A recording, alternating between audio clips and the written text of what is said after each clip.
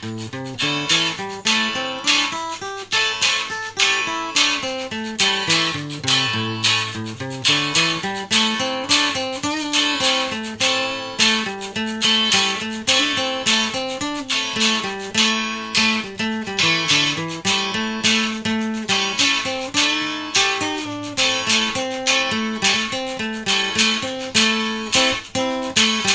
it going, folks? This is Wayne Art, back with something a little bit different again today. Today we're going to look at the pentatonic scale, a really easy scale to get down, the first one that everybody should learn. And I'm going to show you a few things that you can do with it. I know there's a lot of people out there that have never ever played a scale that watch my lessons, because obviously I do a lot of songs and things like that, so you're mainly just playing chords. But you find scales are great for finger dexterity. They're actually great fun when you use one and you do a little bit of improvising as well and sort of turn a scale into music. You know, where they're great fun. So I'm going to show you the scale and talk about a few things that you can do with it. So without further ado, let's get to it. Okay, so today we're going to be looking at the pentatonic scale. Now I'm going to do a short series doing a few different sort of scales to look at. I have done a few before. If you want to go and check those out, there's a few in the archive. But if you've never ever played a scale before, this is a good starting point. And the reason I'm doing this is for beginners who, you know, mainly only strum chords. It's great to get a scale down, even if you only learn the shape. It's great for finger dexterity because you're obviously going to be using your little finger, which as a beginner you don't tend to use much. So it's going to be great for that. And the reason we learn scales, if you want to get into lead guitaring or maybe play a few more riffs, they tend to come from a lot of scales, and this is a good sort of starting point. This scale actually has 5 positions, so this will be the first position of the scale, but there's loads of things that you can just do with this scale. So first of all, I'll obviously show you the scale and we'll talk about a few different things, what we can do with it. So this is going to be the scale that we're going to be learning today. So.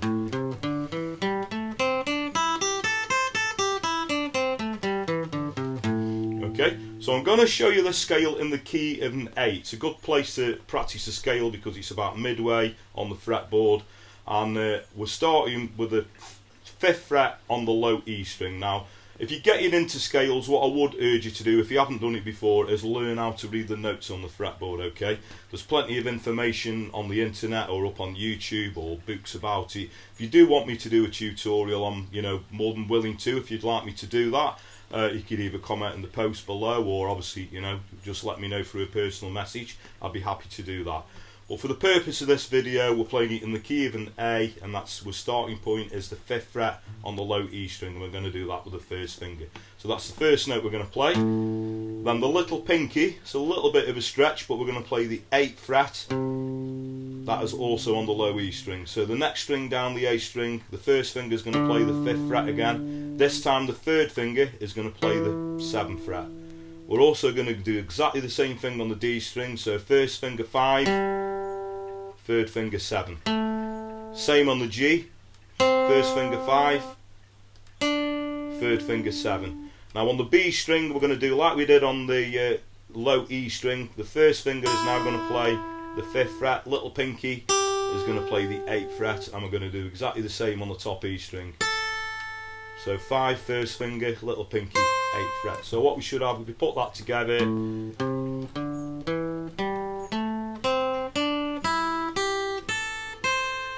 okay, so practice that a few times. Now I urge you to do it really, really slowly, even if it's, you know,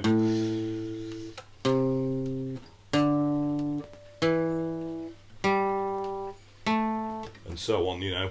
And once you can do that, obviously get where you can play it a little bit faster. Okay, so once you can, you know, comfortably play it going up the scale, then we could do it in reverse going backwards. So all it is, we just do it, you know, little pinky, first finger, little pinky, first finger, 3rd finger, first finger, 3rd finger, first finger, 3rd finger, first finger, little pinky, first finger. So what we get is,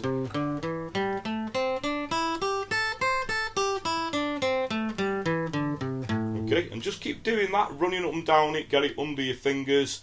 So another bit of advice is try and keep your fingers as low down to the fretboard as well, so they're almost sort of waiting to go onto the notes. Quite difficult at first, but if you turn your attention to it, you know, it's a real vital thing to get down. You get that.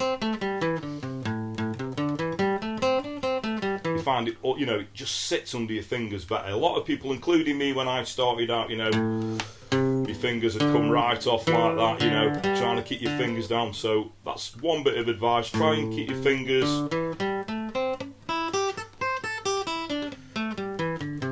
as low down to the fretboard as you can, okay? Another thing you can practice once you've got the scale down is alternative picking. So we pick the downstroke on the first note and an upstroke on the next note, and then downstroke, upstroke, etc. So we could just do that, you know, going up the scale, downstroke, upstroke, downstroke, upstroke, downstroke, upstroke, downstroke, upstroke.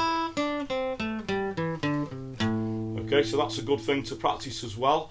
And I'll just talk a little bit about the pentatonic scale. It's called the pentatonic scale because basically it's got 5 notes in. So if we start on an A note and we play 1, 2, 3, 4, 5. Okay, now the next note is another root note. We've got another A note there. So we play from that 1, 2, 3, 4, 5. Then the next note we got another root note which is the A. But we're only getting 2 notes, you know. There's an extension to this, you can go further up the scale, but we'd finish there. So 1, 2, 3, 4, 5.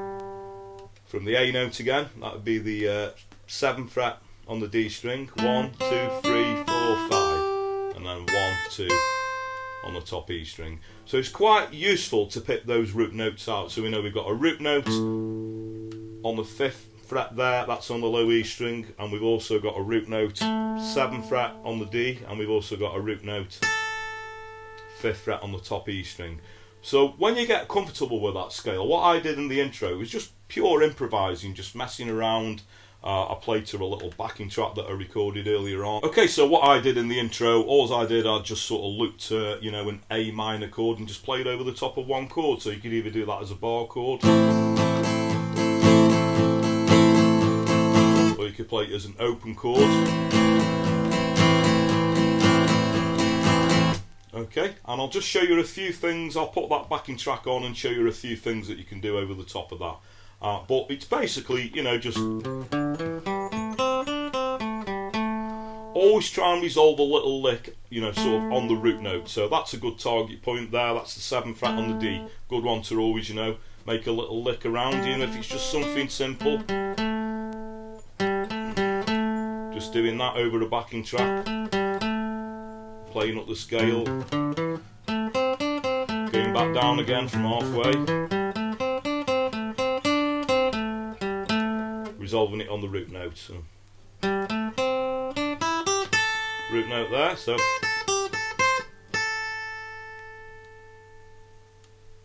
okay, so I'll give you a little example of that, how that would work over a backing track.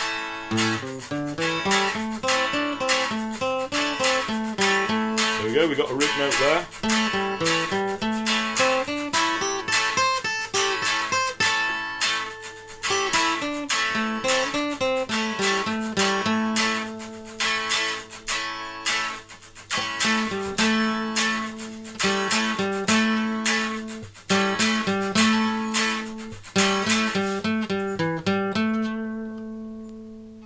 There we go, so just something simple there, but it gives you an idea of picking out those root notes and just sort of improvising little licks. So as long as you're playing all the notes of that scale that we've learned, it doesn't matter what order you play those notes in, start making little phrases up, resolve the lick on one of those root notes, it doesn't really matter where, you've got 3 to choose from, and just practice that. And I think it's a great thing to get down. It is great fun when you start playing with backing tracks, and like I say, it's going to be a great exercise for your fingers as well. So I hope you all dug that. Okay, so thanks very much for watching. I hope you all found that useful, and it's mainly aimed at people who you know, have never ever played a scale before, or even if you have played scales and it's not been for a while. A lot of people tend to sort of neglect scales, and obviously it's more fun to learn songs with chords and everything, I understand that, but as I said, it's not essential, but really, really useful to just get a few scales down. So I'm just going to do a little short series, just showing you 3 sort of basic shapes, you know, that you can get down, sort of improvise and mess around with, as I showed you in the video. So there you go. Hope you've all appreciated this. I am going to post the 3 scales that we're going to go over up on my Patreon page. So if you want to go and check that out, I'll put a little link to that in the description below. If you want to get access to that, just pledge as little as a couple of quid a month. More if you can manage that. Everything is appreciated. But I'm going to post these 3 positions up so you can look at them, and it's a good sort of scale chart showing you what sort of fingers to use. It's going to show you the root notes that we talked about within that scale, and like I say, I'm going to post the 3 scales up that we're going to talk about over the next sort of 3 lessons with this short series. I have done a few of these in the past. If you want to go and check that out on my technique playlist, if you'd like to, you know, look into it a little bit further. Thanks for your continued support. Thanks everyone who's subscribed. If you do dig what I do, please hit that little notification bell down there to get notified every time you know, I post a video up, and you can keep up to date. Another way I always say is word of mouth is a powerful thing, so please like and share my videos, tell your friends, tell your work colleagues, anyone you know plays a guitar. Please point them in my direction, I'd really appreciate that. So that just leaves me to say have a great morning, day, night, whenever it is you're watching, and I'll catch you all for lesson very soon. Take care.